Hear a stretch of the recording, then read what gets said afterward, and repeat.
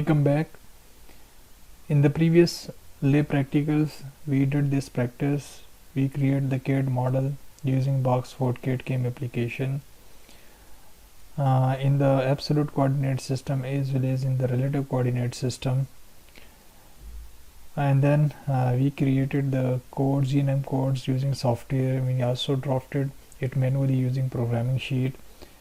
So the software codes are automatically generated, and you can compare your manually drafted code with the software generated codes.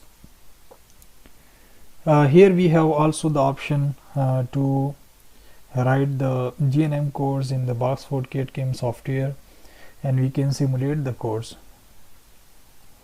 But here you can also we have different simulators. You can also use other simulators to validate or to write your manually drafted codes and to simulate them.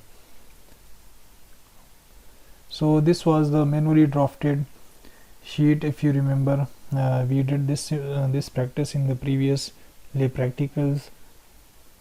So we drafted this sheet using GNM codes, and then we put the same codes in the Boxford CAD/CAM application, and then we simulated it too. So these are the codes which we have manually drafted using programming sheet, and then we write all these codes using Boxford simulator to simulate the GNM code, these codes for us.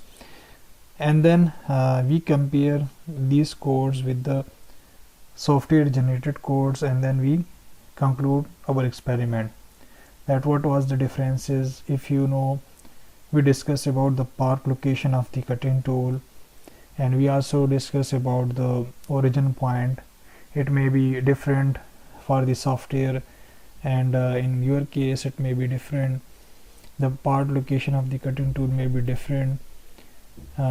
So we also did the same practice. So in this video I will tell you that how you can simulate the manually drafted codes.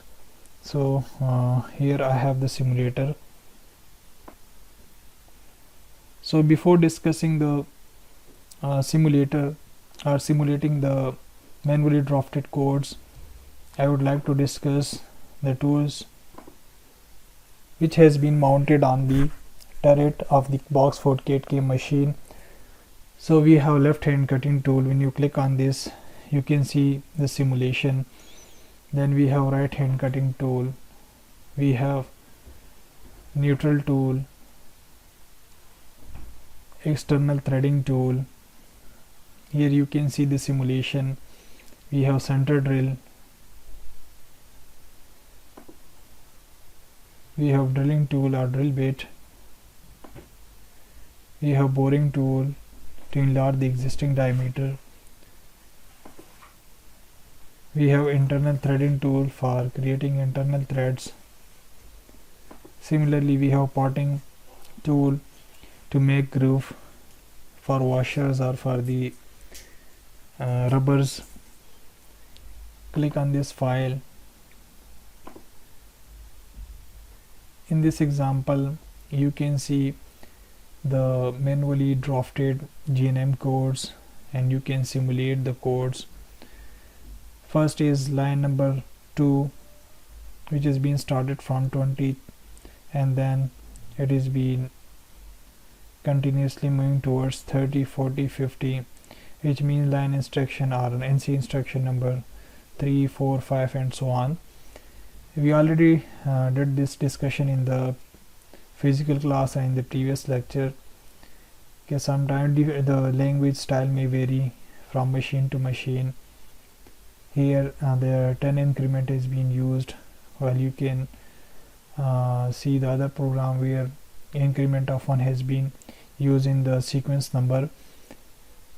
So in line 20, mean line 2 uses a G21. G21 is used basically for defining the system in metric units or in mm rather than inches. Next is line number 3 or instruction number 3 where you have to, where it shows that the park location, it is basically the location of the tooltip in the turret, and you have to define this tooltip. First you have to select the define your origin position. This is basically the origin point. You can trace the cursor on the screen. This is the origin point where these different calculations has been made. So line 3 moves the tooltip to the tool change position of the coordinates x30, z10. Line number 4 basically define the spindle speed as well as it start the spindle rotation. Click on the next. This is line number 5 or instruction number 5. It will move the tool to the safe position, and you can see the coordinate x15, z2 with respect to this origin. This program is being written in the absolute coordinate system. Click next. You can see the machining or the turning operation. Line 60 or line 6 uses G01, which is used for the linear interpolation to tell the machine to move the tooltip through the material to coordinate x15 and z minus 15. Next is, you can see the taper turning operation. Again you have to use the G01 code, and you have to mention the coordinates where the tool has to move. It will remove the material while moving to the directed location. And then line number 8, it further tells the machine for the turning operation. And in line number 9, you have to move the tool to the point E, and after that you have to back shift the tool to the park location, and you have to stop the spindle speed or spindle rotation. In line number 10, you have to use M05 code. We stop the spindle and then move the tool to the tool change position, coordinate x25, z10.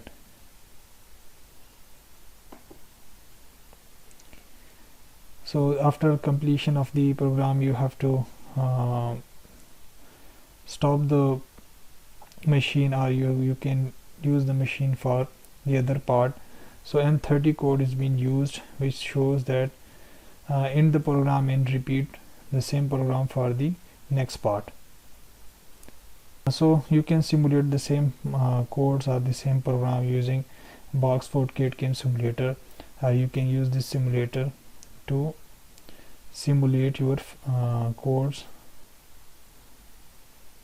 or you can use this simulator to simulate the codes.